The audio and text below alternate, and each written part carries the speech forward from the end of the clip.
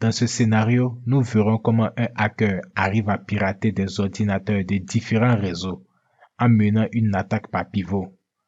La technique du pivoting est une méthode d'attaque qui permet à un pirate de s'introduire dans un système informatique et à partir d'un ordinateur, il injectera un payload sur un autre ordinateur du réseau par une faille de sécurité qui redirigera le trafic vers le pirate à partir de la première cible ou accéder au système d'un autre réseau à partir de sa première cible.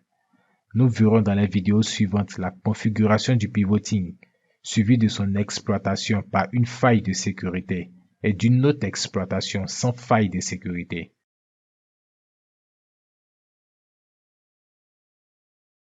Dans cette vidéo, nous verrons comment avoir un accès à un système et configurer le pivoting. Je souligne que l'exploitation du pivoting se fera avec une cible ayant une session administrateur. Dans ce cas, nous exécuterons notre malware windows.hta en tant qu'administrateur sur notre cible Windows 7 x86. Vérifions les informations du système et obtenons les droits administrateurs.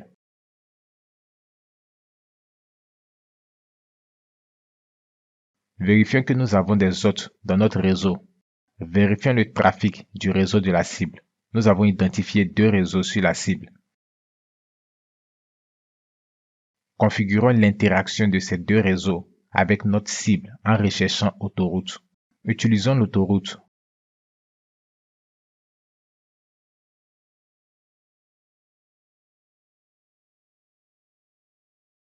Accédons à ces options. Ajoutons notre session. Vérifions les sessions en cours. Ajoutons la seconde adresse de notre cible. Exécutons la configuration. Observons les plages d'adresses que nous pouvons contacter à partir de notre session. Ensuite, recherchons et utilisons l'auxiliaire SOC4A.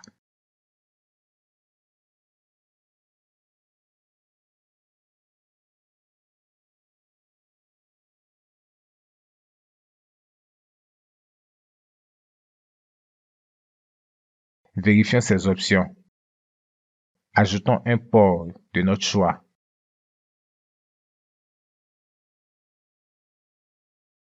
Le but de cet auxiliaire est de nous permettre de contacter ou interroger des hôtes du second réseau de notre cible à distance en utilisant ProxyChain, qui est un outil qui permettra de chaîner notre réseau et ceux de nos cibles par un port afin de communiquer en local.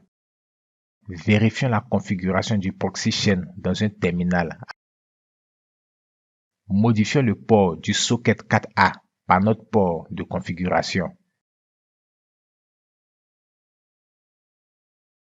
Ensuite, vérifions que nous pouvons contacter par ProxyChain et Nmap des hôtes du second réseau de notre cible.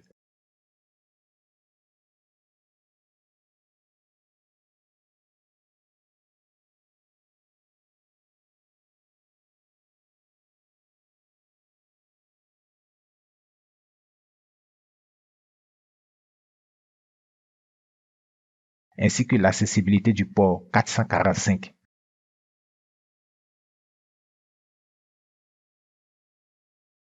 Parfait, nous pouvons évaluer les ports du second réseau de notre cible.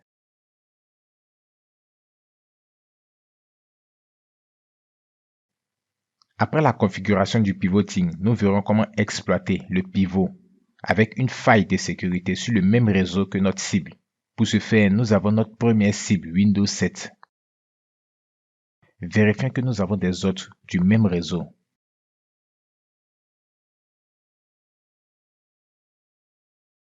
Trouvons des vulnérabilités sur ces hôtes en recherchant le SMB MS17010. Utilisons l'auxiliaire et vérifions ces options.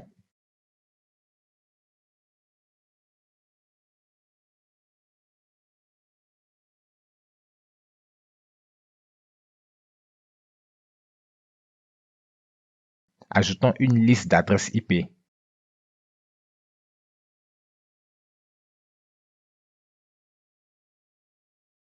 Et exécutons le scan.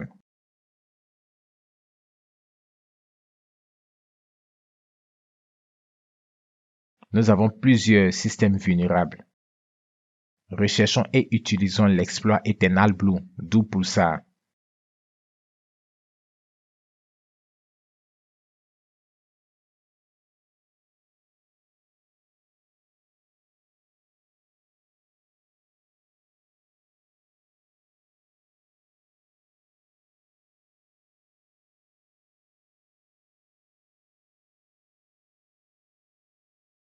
Obtenons sa configuration. Ajoutons une cible du réseau.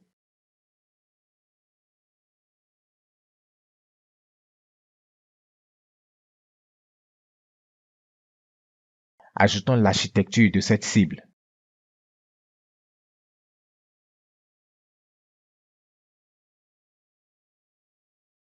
Spécifions la version de Windows de notre cible.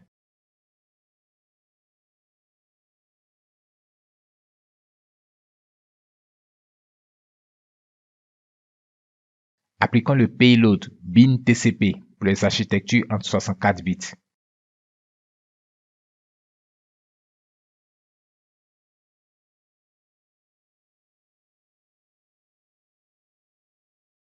Et un port.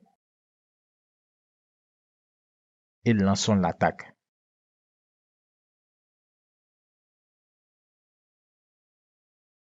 Le BIN-TCP fera de notre première session un relais des autres sessions vers notre système par un port. Dans ce cas, nous n'ajoutons plus notre adresse IP. Il est fréquent d'avoir cette notification à la première utilisation de Win, qui est l'une des dépendances de notre exploit. Bien, nous avons notre session. Vérifions les informations de son système.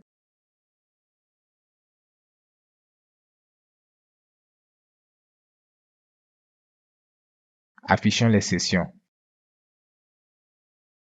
Nous observons que notre seconde session passe à travers la première session pour une interaction avec notre système. Cela s'est fait par l'utilisation du payload BIN-TCP, qui est le plus utilisé dans les techniques de pivoting.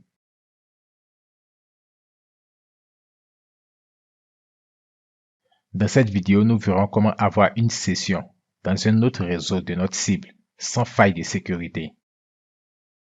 Pour ce faire, utilisons notre première cible. Vérifions les informations de son système.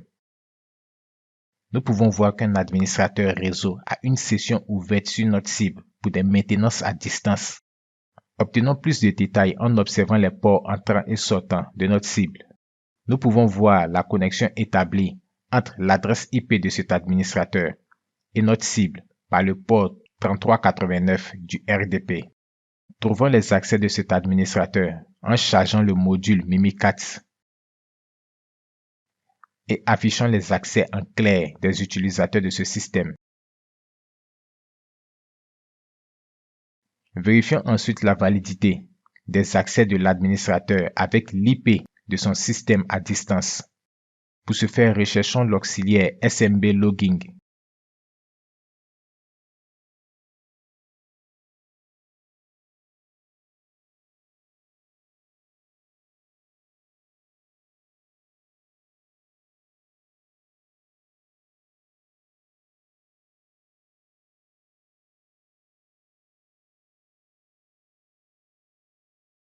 Obtenons sa configuration.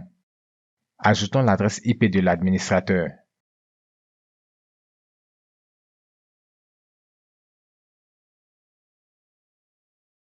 Ajoutons son nom d'utilisateur et son mot de passe. Exécutons le scan. Les accès de notre administrateur sont valides avec l'adresse IP de son ordinateur à distance.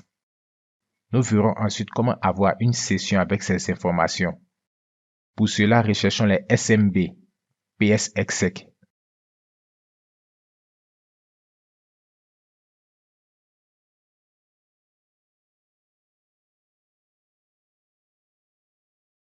Utilisons un exploit SMB PSExec. Obtenons sa configuration. Ajoutons l'adresse IP de notre cible.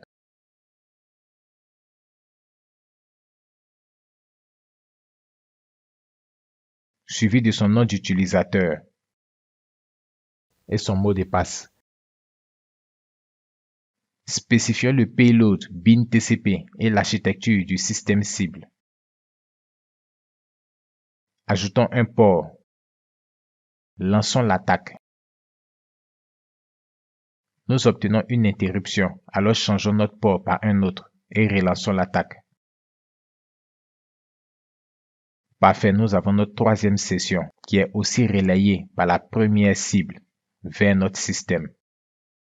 Vérifions les informations de ce système. Ensuite, vérifions ses ports entrants et sortants. Nous pouvons voir que la session RDP est toujours en cours sur notre première cible. Obtenons une capture d'image de notre administrateur par sa webcam. Il s'agit d'un hacker dans notre réseau.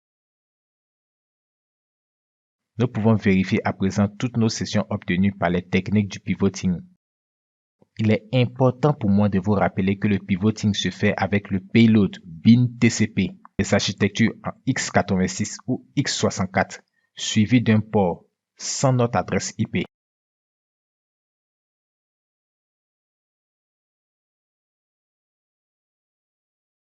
Dans cette vidéo, nous verrons comment exploiter le pivoting. J'ai généré un malware avec évasion du nom de muxa.hta que nous retrouvons sur le bureau de notre cible.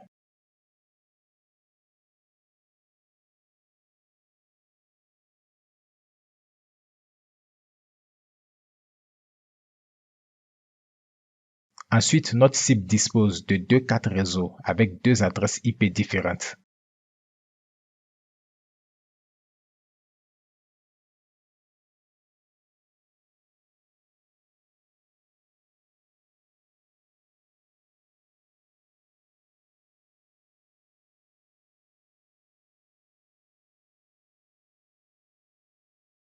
Nous utiliserons Armitage pour attaquer une cible Windows 7 qui est sur un autre réseau et Metasploit Table qui est sur le réseau NAT.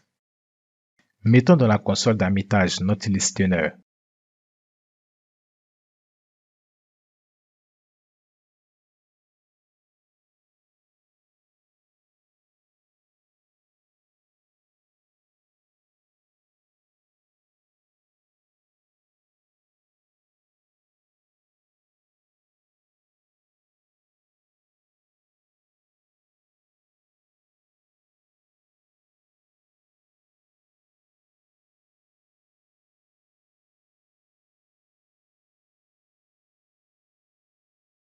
Les informations du listener sont celles du malware muxa.hta.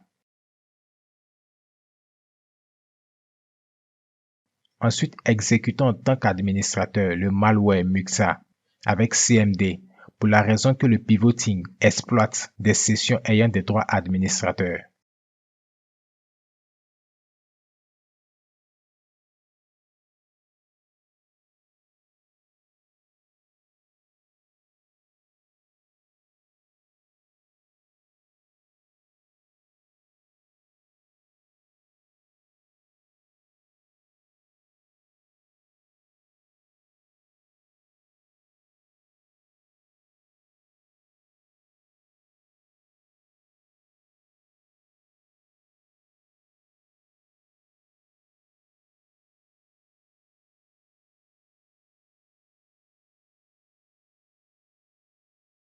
Nous avons notre première session. Vérifions les informations du système.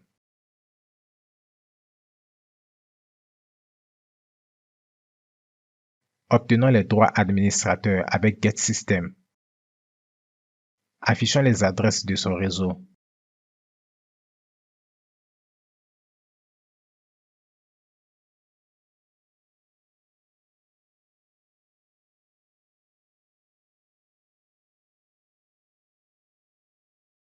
Nous allons ensuite pivoter sur chaque adresse de notre réseau.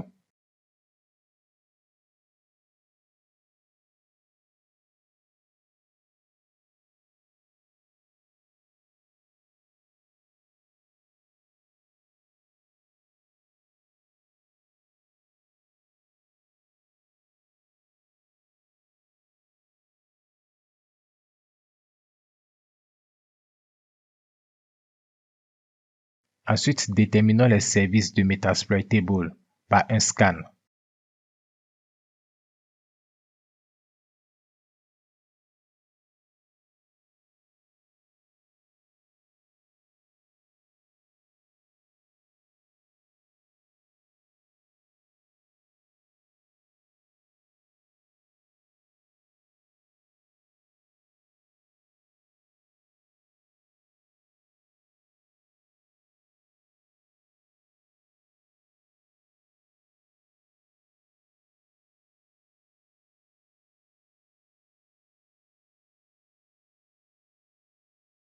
Et déterminons les services de Windows 7 par un scan intense.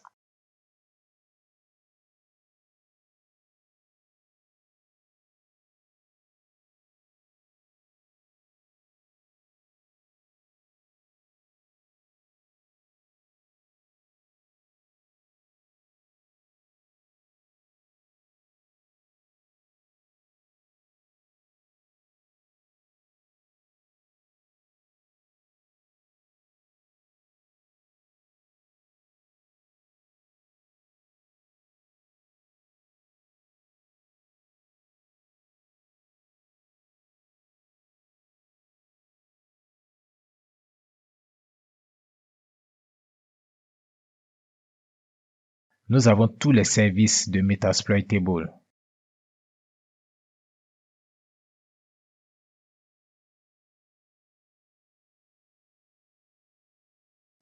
Et les informations sur Windows 7. Changeons l'affichage de la cible Windows 7.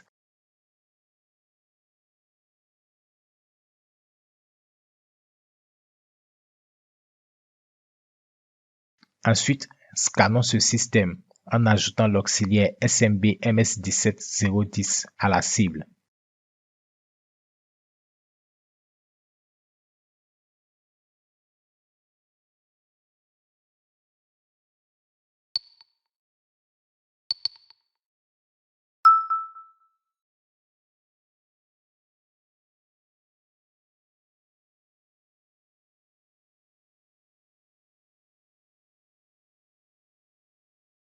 Windows 7 est vulnérable à MS17010.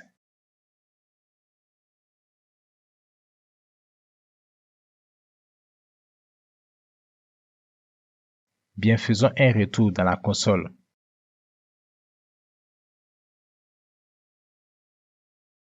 Utilisons l'exploit Eternal Blue 12 pour ça.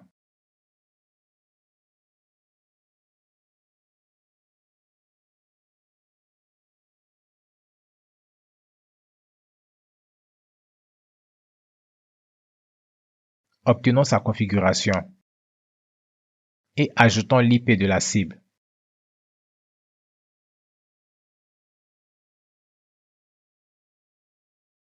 Ajoutons un payload selon l'architecture de la cible.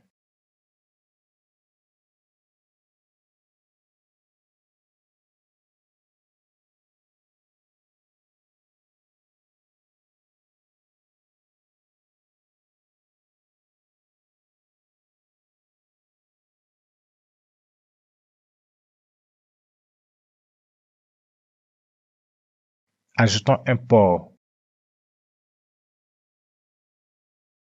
Puis affichons les cibles.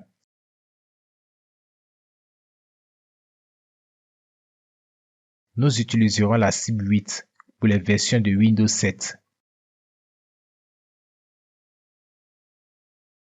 Vérifions les options de configuration et lançons l'attaque avec exploit.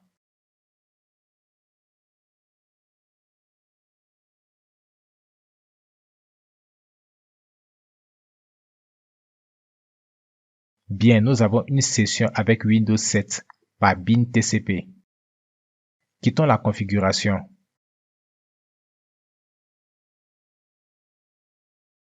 Et utilisons un exploit ISC pour Metasploitable.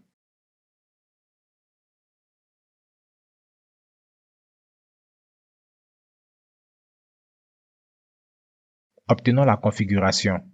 Ajoutons l'adresse IP de la cible.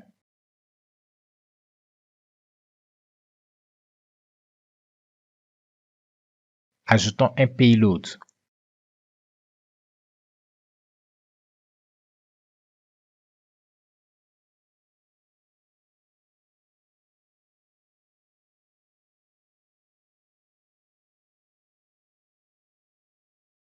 Puis un port de notre choix. Vérifions la configuration et lançons l'attaque avec exploit.